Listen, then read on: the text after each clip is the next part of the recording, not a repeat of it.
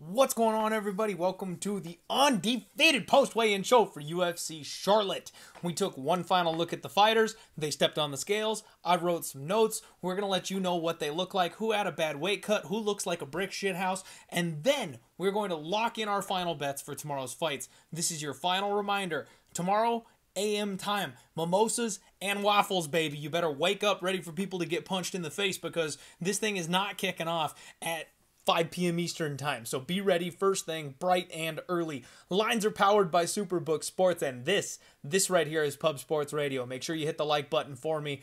Thank you for the love and support. Let's get straight on into it. First fight of the night is Jessica Rose Clark. She is taking on Tianara Lisboa. I'm still not sure how to say her name. Lisboa. We'll just go with that. I can say that. So Jessica Rose Clark came in 135.5. Lisboa 134. Honestly, Clark looked like she might miss weight. She was really posing on the scale, doing her usual thing. Big smile, pointing to the teardrop thing she's got going on. She made it. She looked all right. Lisboa actually looked really great on the scale. Big flex, big smile, well built. She looks fantastic. These two size up pretty well. When they got to the face-offs, the one thing that really stood out to me is the size of Jessica Rose Clark's head. Oh my God, she's like Alexander Volkanovski for women. She's got a huge noggin. They size up pretty well. Looks like they're relatively equal in that area. I've already got a bet on Lisboa, and I did reach out to my guy Andrew over at Superbook Sports. I know the big guy is coming off a bad week. He went 0-2 at UFC 288, but their number one guy came right on back. He is on Lisboa as well, and that's fun for me because I locked in a big bet on Lisboa on Monday. So without that information, we ended up on the same side. I am crossing my fingers that he has a big bounce back because I would like to cash that bet. So I'm on Lisboa. Want to pass the info on to you guys. The number one MMA bettor overall at Superbook Sports is also on Lisboa. She is now the minus 115 favorite. She is flipped from being a dog to being favored, and frankly, I agree with it. So let's run it. We'll see how that goes. Brian Battle is taking on Gabe Green. Battle came in at 173 pounds. He missed weight today. Gabe Green, 170.5. Now, Brian Battle looked like Skeletor up there. The guy looked absolutely terrible. Missing weight by 2 pounds and still looked awful. Not a good sign whatsoever, especially if you're like me and you have a bet on Brian Battle. It's very upsetting. I talked about how big this guy is, how big his chest cavity is. Like, you look at his rib cage, he is too big for this weight class. And honestly, I thought it was going to take him a little bit before he got to the point where, well, we got to seriously consider packing on some muscle and moving up a weight class. That time might be here already because he just did not look good today. Missed weight. We'll see how he does in the cage. Gabe Green, on the other hand, looked fantastic. He looked strong. He's well muscled. Abs are popping out everywhere. He looked relaxed, ready to go in this spot. Battle seems to have rehydrated pretty well. When they got to the ceremonial face-offs, he looked fine, moved well, seems like he's good to go. Green is not as small in this spot as I expected, though. When they got to the face-offs, Gabe Green is like, you know, maybe 3/4 of a head shorter than Brian Battle. I thought that height advantage was going to be far more pronounced in this spot. I'm nervous. I'm a wreck right now, guys, because I did lock in Brian Battle earlier in the week. Him looking bad on the scales, having that kind of a tough weight cut, missing weight, and then also fighting a guy who will just wreck your gas tank with that constant forward pressure. We know he's been taken down before and he's had problems.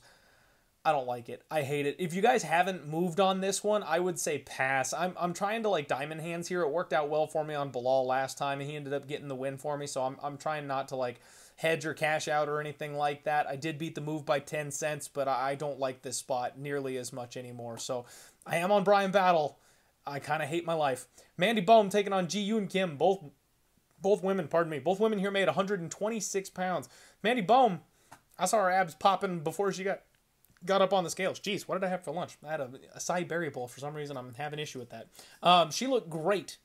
Really good. Relaxed on the scales. No problem. Gave a solid flex. Ji Yoon Kim, she's slim. She's always slim. So, like, I don't know what to tell you about Kim. She always looks like that. There's nothing really physically impressive about her to report on the scales. But what really shocked me here is this was an intense face-off. And I mean intense. Like, Kim said something, Bohm got close, they went head to head, and then they started like screaming at each other, like right in each other's faces.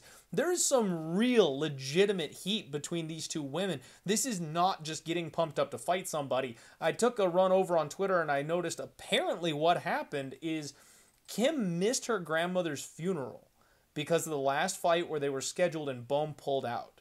she missed the opportunity to go to her grandma's funeral, and apparently is very much taking that personally in this spot. So it's Kim KO. That's what it is. It's Ji-Yoon Kim by knockout, folks. I talked on Monday about this fight, and I was like, if anything, it's dog or pass, right? Like, I know Mandy Bohm is terrible, but I don't like Ji-Yoon Kim as this big of a favorite over anybody. I'm not a fan of this spot. The line dipped. Bohm got down as low as like plus 150 at one point, which I was like, okay, that makes sense. Like, this is closer to where I think the line actually should be. I never pulled the trigger. I'm not just shaving, low-level women's MMA looking for a couple cents on the dollar. So I didn't do anything as far as the bet is concerned. But now that I know that there's this kind of heat, this kind of emotion, we know Mandy Bohm's got a poor gas tank. If Ji-Yoon Kim puts her foot on the gas pedal, that's the one thing she's got at this weight class, is solid power. And their knockout prop over on Superbook Sports is plus 575. That might be worth a little sprinkly poo. So we're looking at some degenerate women's MMA action here after that kind of a face-off and finding out that kind of info. Just very much piggybacking on the emotion. Nothing crazy. Don't go nuts. But I think I told you guys earlier in the week, right, on the Total Takedown yesterday when I filmed it, I was like, there's just this weird feeling that this fight ends. Like, I'm not sure what it is. I don't know why. This has got split decision written all over it, and the hairs on the back of my neck are telling me somebody goes to sleep in this fight. So I may actually roll with like a violence bet or like a knockout with Kim bet, simply predicated on the fact that she's out there literally looking for blood in this spot against a fighter who probably isn't even UFC caliber at this point. Douglas Silva de Andrade taking on Cody Stamann.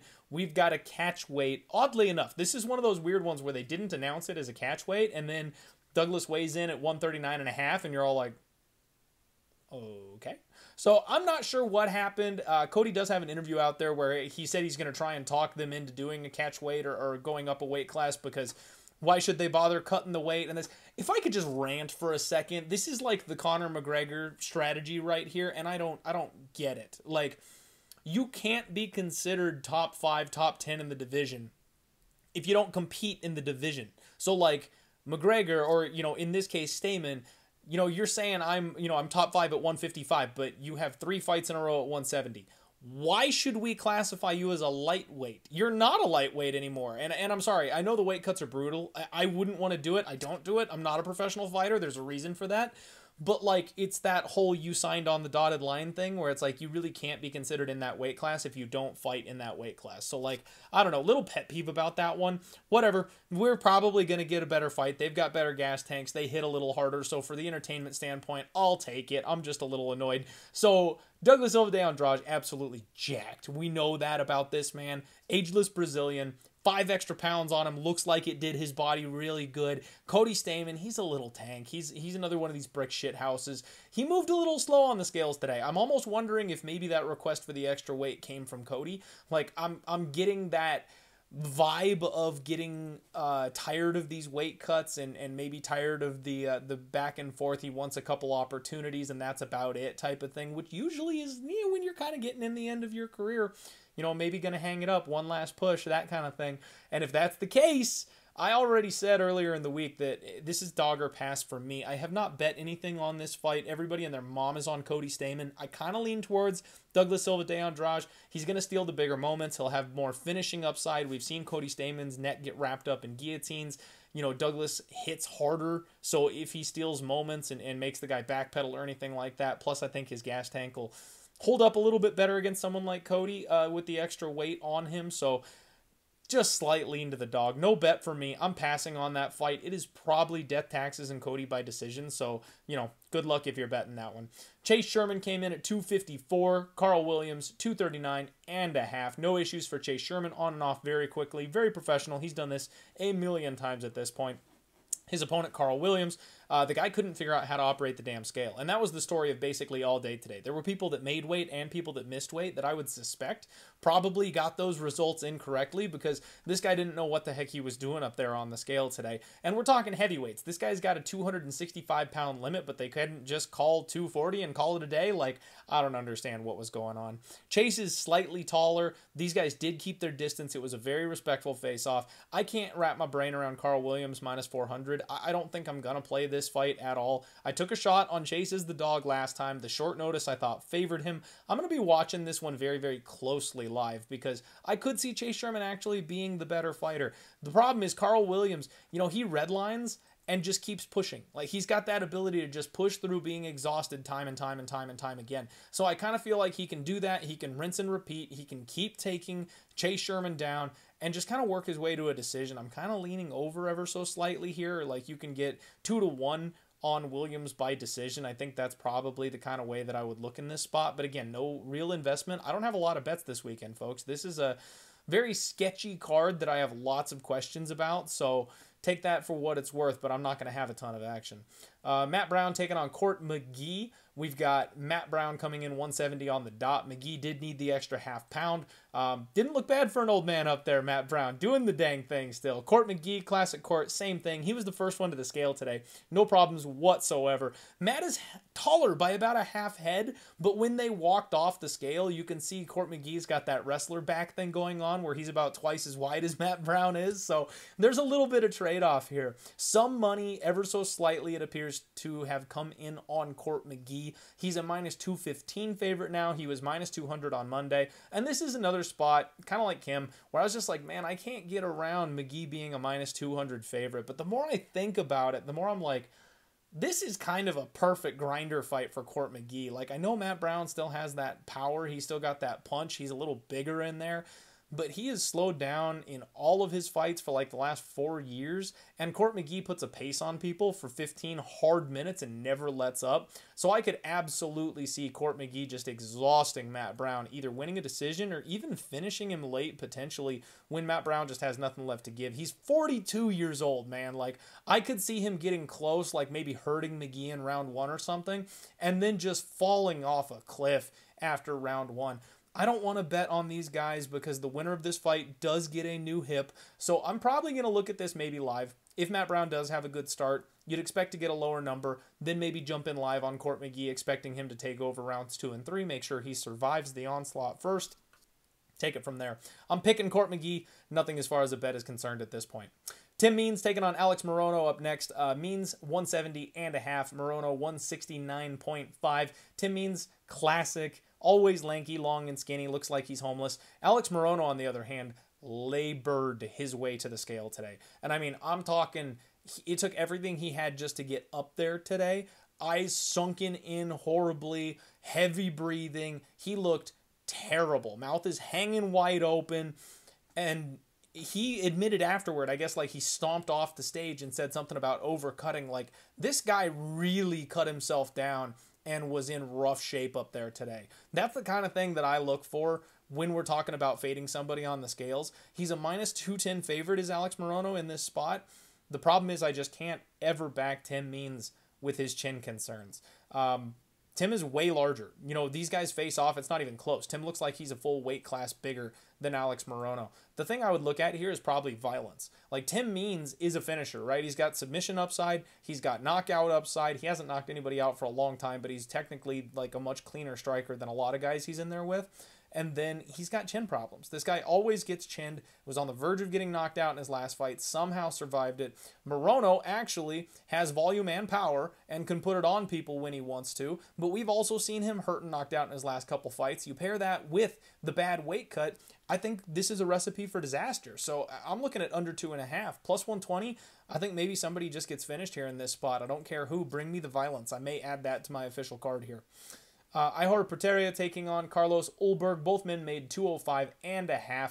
No problem for Ihor whatsoever. He looked really solid up there on the scales today. He's in good shape. Now, Carlos Ulberg, something went wrong. We were on the Kroger brand stream. You know, we're on the B-class stream today for whatever reason. In Charlotte, the main outlets couldn't get it, so something happened. I never saw Ulberg on the scales, but when they went to the ceremonial face-offs, it's Ulberg, baby. Like, he's the guy your girl is watching this fight card with you for. He looked fantastic up there. Very respectful face-off. They kept their distance. Ulberg has a slight size advantage here in this spot, and I know that's everybody's boy this week. Ulberg is a minus 400 favorite. I can't trust the guy. Like I went back and I rewatched the Kinney and Chukwu fight, and the one time he's ever had somebody that can match his height and reach, it messed him up. Like Kennedy was just knocking this guy with shots he never saw coming. He was not able to avoid them. He kind of expected to be able to land and do whatever he wanted, and when he was receiving punishment while trying to get his offense off, he fell apart completely.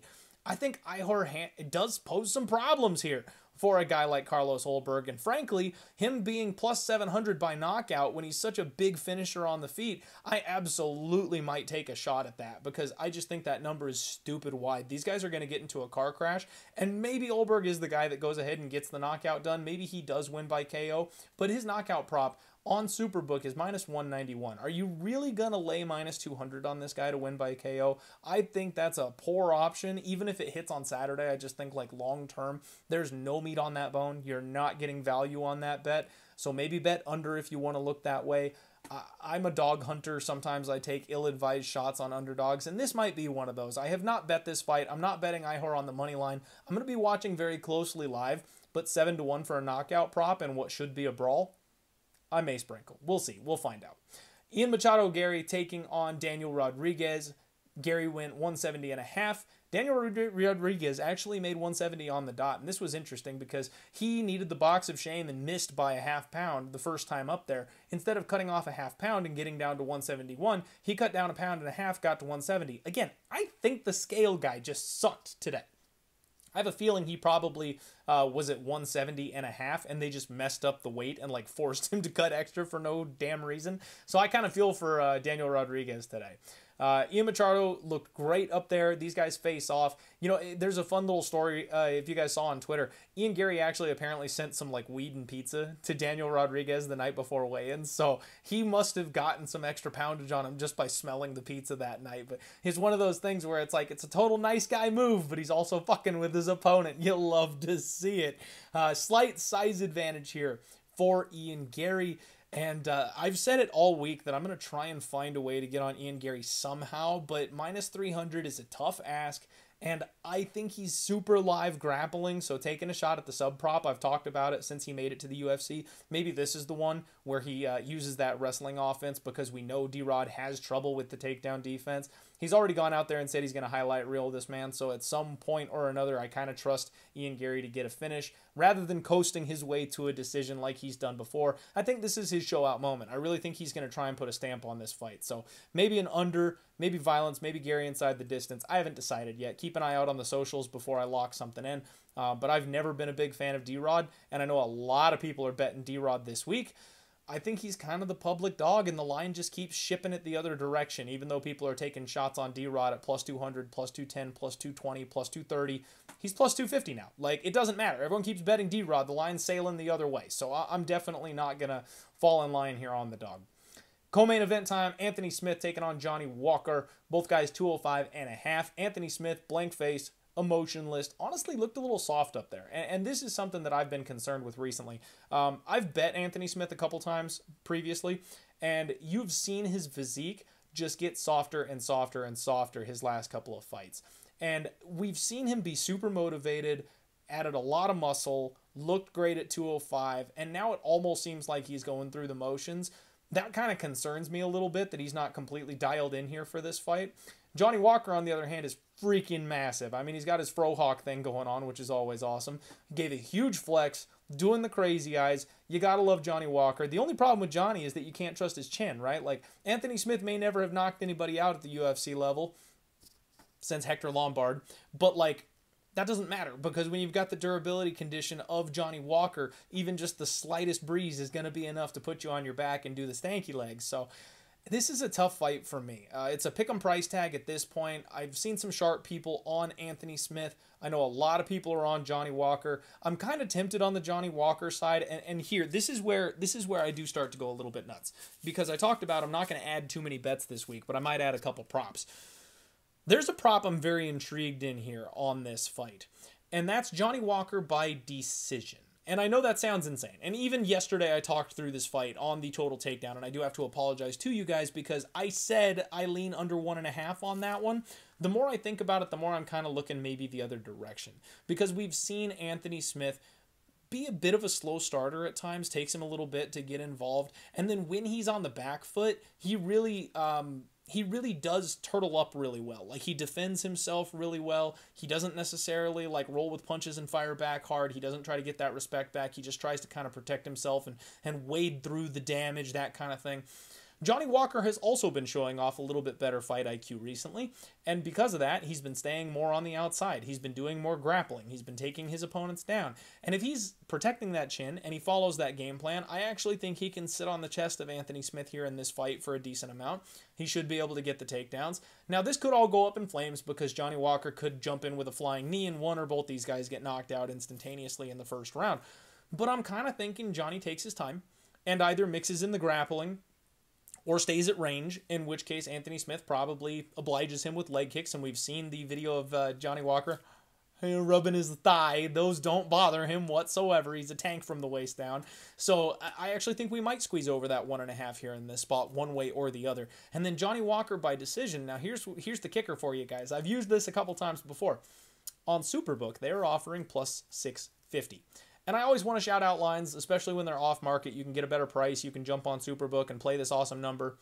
When they short you like that, you know, you're looking at some of the other opportunities out there, and I'm pretty sure DK has this number at 9-1 instead of plus 650.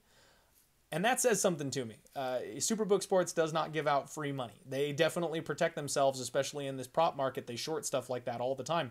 And that tells me that they think there's a little more value than the general public does on Johnny Walker to actually win this thing by decision. So I'm very tempted on the over 1.5. I'm also tempted to sprinkle Walker by decision at a gigantic number for Saturday's fights.